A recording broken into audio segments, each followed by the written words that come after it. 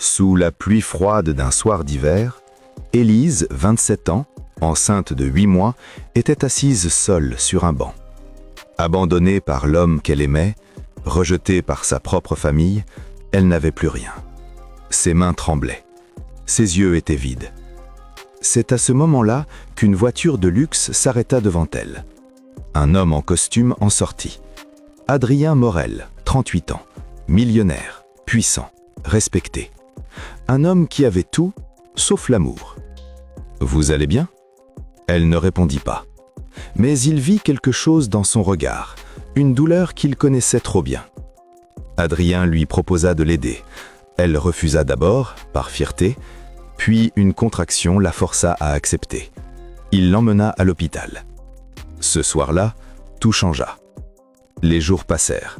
Adrien continua de venir la voir. Sans comprendre pourquoi, il s'attachait. Élise, méfiante au début, commença à baisser sa garde. Pour la première fois depuis longtemps, elle souriait.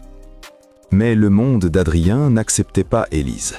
Ses associés murmuraient « Une femme enceinte sans père, ça va ruiner ton image. » Sa famille était encore plus dure. « Elle profite de toi. » Adrien devait choisir, sa réputation ou son cœur. Le jour de l'accouchement arriva. Adrien était là. Il lui tenait la main. Et quand le bébé est né, le médecin resta silencieux, puis dit une phrase qui glaça la pièce. « Monsieur, vous devriez voir ça. » Adrien regarda l'enfant et son monde s'effondra. Le bébé portait une marque de naissance identique à la sienne. Impossible. Adrien comprit alors, cet enfant était le sien. Élise éclata en larmes.